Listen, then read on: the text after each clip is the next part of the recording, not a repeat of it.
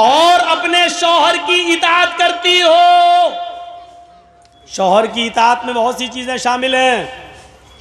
शौहर की इताअत में एक बात याद रखिएगा, आप किसी औरत से निकाह करके अपने घर लाए, आप अपने कपड़े बीवी को दे दीजिए और बीवी आपके कपड़े धुल देगी, आपके लिए खाना वाना पका देगी, आपके सर में तेल डाल देगी। ये जिम्मेदारी है औरत की। हज़रत आयशा अल्लाह के नबी सल्लल्लाहु अलैहि वसल्लम के सर में तेल उस वक्त भी डालती थी जब अल्लाह के रसूल एतिकाफ में बैठते थे और अपना सर हुजरे में कर लेते थे। तो हज़रत आयशा अल्लाह के रसूल के सर में रोज़े की हालत में भी तेल डाल देती थी, कंघी कर देती थी, वुज़ू के लिए पानी भर के दे देती थी, गुस्ल के लिए पानी गुस्ल खाने में या कहीं जहाँ नहाते थे वहाँ रख दिया करती थी। पता ये चला कि कंघी कर देना, शौहर के सर में तेल डाल देना, शौहर के लिए पानी गर्म कर देना या पानी गुस्ल खाने में रख देना, टॉवल वगैरह रख देना, लुंगी वगैरह रख देना कि नहाकर मेरे हस्बैंड चेंज करेंगे, ये सारी चीजें औरत की जिम्मेदारी में शामिल हैं और शौहर की इताअत में शामिल हैं। लेकिन इसके बाद, इसके अलावा अब आप चाहें कि मेरे कपड़े के साथ साथ मेरी अम्मा के भी कपड़े धोए, मेरे बाप के भी कपड़े धोए, मेरी बहनों के भी कपड़े धोए और मेरे जितने भाई हैं उनके भी कपड़े धोए, तो माफ़ कीजिएगा वो आपकी बीवी है, आपकी नौकरानी नहीं है। शरीयत ने उसको इस बात का मुकल्लफ नहीं किया है। प्यार से चाहो तो कुछ भी काम ले लो औरत से, लेकिन अगर आप हुक्म चला कर लोगे तो सुन लो, शरीयत ने ससुर के कपड़े धोना औरत पर की जिम्मेदारी में शामिल नहीं किया है, सास के कपड़े धोना जिम्मेदारी में शामिल नहीं किया है। वो तुम्हारे बच्चे को दूध पिला देती है, ये भी बहुत बड़ी बात है। अगर वो चाहे तो तुमसे दूध पिलाने का पैसा भी ले सकती है। बेटा तुम्हारा, बच्चा तुम्हारा, हम दूध पिला रहे हैं तो हमें पैसा दो, इतना महीना दो, और आपको देना पड़ेगा। मौलाना साहब ये क्या मुसीबत खड़ी कर रहे हो, हमारी तो वैसे भी नहीं बनती अपनी बीवी से, तुम और कहते रहो, सुन के जाएगी तो कल। पूरा खर्चा अगर आप अपनी बीवी को नहीं देते हैं तो बीवी को इजाज़त है कि वो आपकी पैंट की जेब में से उतना ले सकती है जितने में उसका और उसके बच्चों का खर्चा चल सके। आपको बताए नहीं, इसको चोरी में शुमार नहीं किया जाएगा, वो चोर नहीं लिखी जाएगी। डरो मत। ये मसला जिस जगह मैंने बताया था ना, वहाँ मेरी भी बीवी गई हुई थी सुनने, दूसरे दिन मेरी जेब से 5000 गायब हुए थे। कोई बड़ी बात नहीं, लेकिन औरतों में कमी होती है। इजाज़त दो 2 रुपए की तो निकाल लेती है 200 रुपये, और फिर हिसाब जुड़ा देंगी, इतने में तेल आया, इतने मसाला आया, इतने में चादर, इतने में तकिया, इतने में ये, वो सब हिसाब जुड़ा देंगे। और अभी भी आपसे कहेंगे अभी हुआ क्या, 2 रुपए की जगह 200 ले लिए, कहें अभी हुआ क्या, मेरी पॉन्ड्स नहीं आई, अभी फेयर एंड लवली बाकी है, अभी तो मेकअप का सामान बाकी है, वो और दो, हिसाब और जुड़ा देंगे। शौहरों की खिदमत और इताअत ये शामिल है करेगी। आजकल तो तारीफ ही नहीं करती औरतें। शौहर कहते कितना अच्छा होगा, तुम क्या जानो, मैं भुगत रही हूँ, मैं जानती हूँ कि तुम जानते हो। देखा ना, एक पीर साहब थे बेचारे, वो अपनी बीवी से बार बार कहते थे मैं पीर हूँ, लोग कितनी इज्जत करते हैं मेरी। और उनकी बीवी कहती भाग, तेरे जैसे 336 पीर रोज़ देखती हूँ मैं। बीवी पीर ही नहीं मान रही है। एक दिन बीवी ने पता नहीं हवा में किसी को उड़ते हुए देख लिया, कहता देखो पीर बने फिरते हैं। पीर तो वो था जो हवा में आज मैंने उड़ते हुए देखा, हवा में मुसल्ला था, हवा में मुसल्ले पे खड़ा था, हवा में नमाज पढ़ता हुआ जा रहा था। अब ये शौहर को चर्राया, हैं देखा तुमने, हवा में उड़ते हुए देखा, हाँ नमाज पढ़ रहा था ना, हाँ मुसल्ले पे खड़ा था ना, हाँ अरे वो मैं ही तो था। बीवी बोली हैं तुम थे, कहाँ, हाँ मुझे डाउट हुआ, कुछ लग रहा था तुम थे। कहा क्या मतलब, कहा इसीलिए टेढ़े टेढ़े उड़ रहे थे, सीधे नहीं उड़ रहे थे। फिर कमी निकाल दी, जब सुना कि मेरा शौहर है तो कमी निकाल दी। पीर तो वो है जो आज उड़ रहा था, जब सुना वो मेरा ही आदमी है तो कहा हाँ टेढ़े टेढ़े उड़ रहे थे, कमी निकाल दी। ये हाल। एक पीर साहब को उसके मुरीद ने सपने में देखा।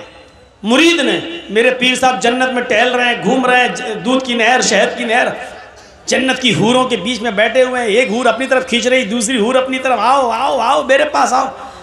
आँख खुल गई, सुबह फजर की नमाज़ पढ़ी, फजर की नमाज़ पढ़ के जाने लगे, चलो अपने पीर साहब को खुशखबरी दें, कितने अच्छे हो, खुश नसीब हो, जन्नत में मैंने तुम्हें देखा। जैसे ही घर गए, दरवाज़ा खटखटाने से पहले देख रहे हैं कि दरवाजे के अंदर आवाज़ आ रही है, तड़ा तड़ तड़ मारपीट की आवाज़ चल रही है। उनने ज़रा खिड़की के सांस से झांक के देखा तो क्या देखते हैं कि पीर साहब की बीवी झाड़ू से पीट रही है पीर को। ये बेचारा परेशान, मैंने तो कल ख्वाब में जन्नत में देखा, यहाँ तो बहुत बुरा हाल है हमारे पीर साहब का। अब वो जाने लगा, इतने में पीर साहब बाहर निकले, कहते ए इधर आओ भाई। वो आया, भाई कैसे आए थे? कहा कुछ नहीं, मैं जा रहा हूँ यार, जिस काम से आए थे वो काम हुआ ही नहीं मेरा, जा रहा हूँ मैं। नहीं तुम्हें बताना पड़ेगा, किसी काम से आए थे? अरे वो काम आपके बस का नहीं है, मुझे जाने दीजिए भाई। कहा नहीं आप काम बताओ, मैं पीर हूँ, मेरे बस का काम नहीं है। कहा अरे भाई नहीं है यार आपके बस का। कहा बता रहे हो कि नहीं बता रहे हो? कहा कि आप मजबूर कर रहे हैं तो सुनो, कल मैंने रात में ख्वाब में देखा आपको कि आप जन्नत में घूम रहे हैं, जन्नत में टहल रहे हैं, तरह तरह की नियामतें आपके पास मौजूद हैं, और जन्नत की 70 हूरों के बीच में आप बैठे हैं, वो खींच रही पहले मेरे पास, वो खींच रही मेरे पास। ये नक्शा देखकर मुझे रश्क आ गया, मैं आपको मुबारकबाद देने आया कि चलो अपने पीर को खुशखबरी सुनाऊं। तो देख रहा हूं कि क्या खुशखबरी सुनाऊं, जो जन्नत में कल आराम से टहल रहा था वो बीवी के हाथ से पिट रहा है, यहाँ पर स्वागत हो रहा, चप्पल झाड़ू से। पीर साहब बोले मेरे भाई तूने जन्नत में जो देखा है कल रात में ख्वाब में, वो बिल्कुल ठीक देखा है, वो मैं ही था।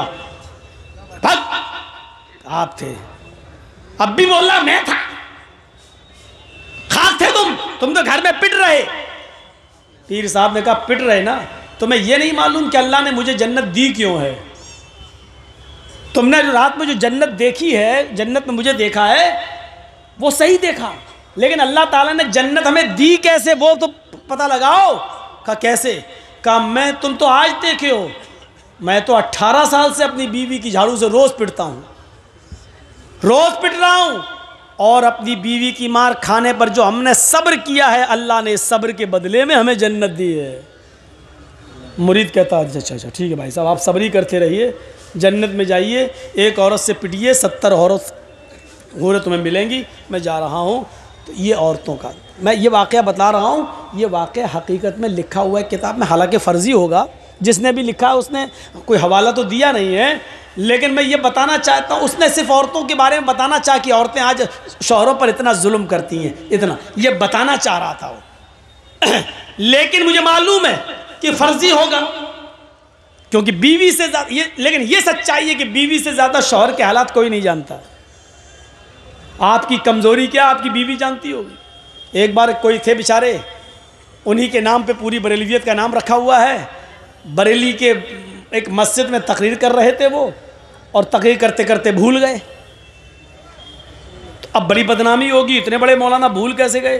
तो ऐसे कहने लगे चल हट दूर दूर भाग दूर।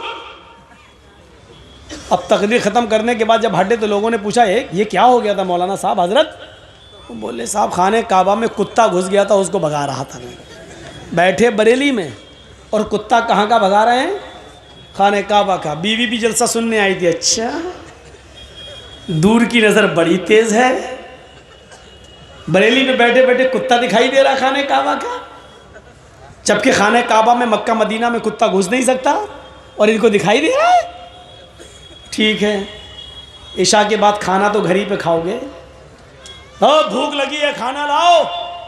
बीवी ने गोश्त का शोरबा नीचे डाल दिया प्लेट में, ऊपर से सूखे चावल डाल दिए, दस्तरखान पे रख दिया, लो खाओ, मैं पानी लेके आ रही हूँ। जब तक पानी लेके आई देखा ये बैठे हुए हैं। कहा रे तुमने शुरू नहीं किया खाना का? मैं खाना रख दी। पागल है क्या, सादा चावल खाएंगे? वाइट चावल ला के रख दिए सादा सादा। अरे इसमें डालने के लिए कुछ तो लाओ। आपको मालूम नहीं है? का क्या मालूम? ओह अभी तो 1-2 घंटे पहले मगरिब के बाद अभी तो कुत्ता भगा रहे थे खाने काबा का, इतने दूर का कुत्ता दिखाई दे रहा था, और इस चावल के नीचे गोश्त और शोरबा मैंने पहले डाल दिया, वो दिख ही नहीं रहा तुम्हें?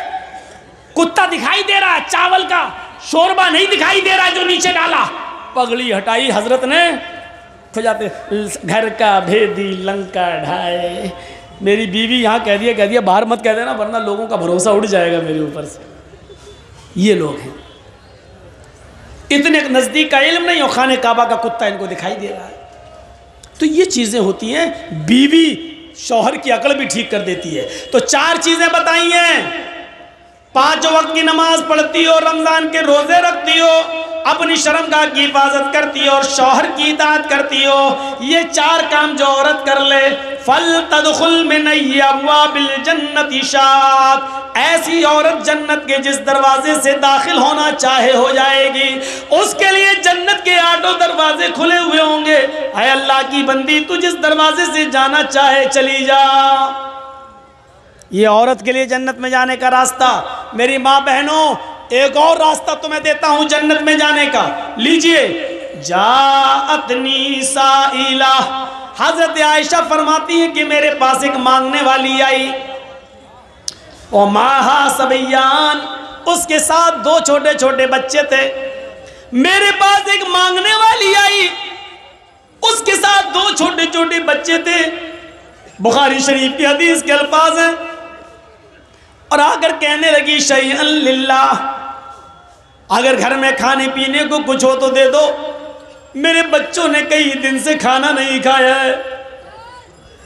हजरत आयशा फरमाती है मेरे पास एक खजूर था, एक खजूर, बुखारी में एक खजूर और मुस्लिम में भी हदीस आई है लेकिन उसमें 3 खजूर का जिक्र है। मेरे पास एक खजूर था, ये तो बुखारी में, मेरे पास 3 खजूर थे, ये मुस्लिम शरीफ में। मेरे पास 1 या 3 खजूर थे, मैंने उसको रख दिया था। अल्लाह के नबी आएंगे, भूखे होंगे तो मैं उनको दे दूंगी, वो खजूर खा के पानी पी लेंगे। मेरी माँ बहनें सुन रही हो, 1 खजूर था, मैंने उसको उठाकर रख दिया। ये औरतें थी उस जमाने की, एक एक खजूर को कायदे से रखना जानती थी। तुम तो अपने जहेज के बर्तन नहीं रख पाती हो, अपने माँ की तरफ से मिला हुआ सामान भी हिफाजत नहीं कर पाती हो। तुम तो अपने जहेज के सामान को कैसे चुन चुन के रखा जाए ये भी तुम्हें तरीका नहीं मालूम। 1 खजूर, अम्मी आयशा कहती है कि मैंने उसको अल्लाह के नबी के लिए रख दिया था। शौहर की तड़प देखिए, शौहर की खिदमत देखिए, खुद नहीं खा रही हैं, भूखी हैं, लेकिन शौहर की पहले फिक्र हो रही है। वो खजूर मैंने उठाई और वो खजूर उठाकर मैंने उस औरत को दे दिया।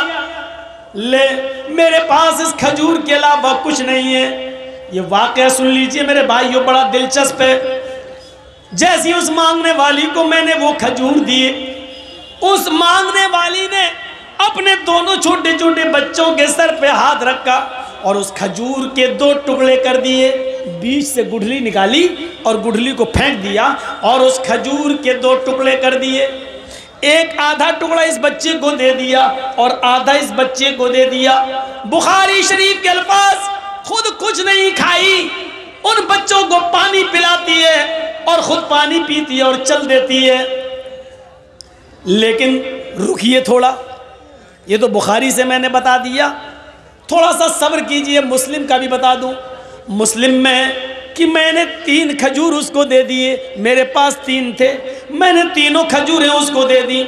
उस औरत ने 1 खजूर इस बच्चे को दे दी, 1 खजूर इस बच्चे को दे दी और 1 खजूर अपने लिए रख ली कि मैं खा लूं। उन बच्चों ने अपनी अपनी खजूरें खा ली। औरत के पास जो खजूर थी वो जैसे ही मुंह पे लेके गई, वो खजूर खाना चाहती थी माँ, उन बच्चों की माँ खजूर अपने मुंह तक ले गई कि दोनों बच्चे अपने माँ की खजूर पर झपट पड़े। अम्मी ये भी दे दो, मुझे भूख लग रही है, अम्मी अभी भूख लग रही है। माँ ने अपने होठों के पास से वो खजूर वापस कर दी, अपने दांतों के करीब से वो खजूर वापस कर दी। उसको अपने बच्चों पर रहम आ गया और उसने अपनी खजूर के 2 टुकड़े कर दिए, आधा टुकड़ा इस बच्चे को दे दिया और आधा इसको, यानी हर एक को 1.5 मिल गया। माँ ने खुद कुछ नहीं खाया, पानी पिया और चल दी। थोड़ी देर के बाद जब अल्लाह के नबी घर में तशरीफ लाए, थोड़ी देर के बाद जब अल्लाह के नबी सल्लल्लाहु अलैहि वसल्लम घर में तशरीफ लाए तो हजरत आयशा ने पूरा वाकया बयान कर दिया। अल्लाह के नबी ने कहा, आयशा क्या उस औरत को तुमने अपनी आंखों से देखा है? हाँ मैंने देखा है। अय आयशा, आयशा सोच लो, उस औरत को आपने अपनी आंख से देखा है? हाँ देखा है। आयशा, क्या उसको तुमने 3 खजूरें दे दी थी? हाँ मैंने तीनों दे दी थी। आयशा, क्या उसने 2 खजूरें दोनों बच्चों को दे दी और 1 खजूर अपने खाने के लिए रख ली? हाँ। बच्चे उसकी खजूर पर झपट पड़े? हाँ। उस औरत ने अपने खजूर के भी 2 टुकड़े कर दिए और आधी आधी अपने बच्चों को दे दी? हाँ। आयशा, क्या उस औरत ने खुद कुछ नहीं खाया? कहा नहीं।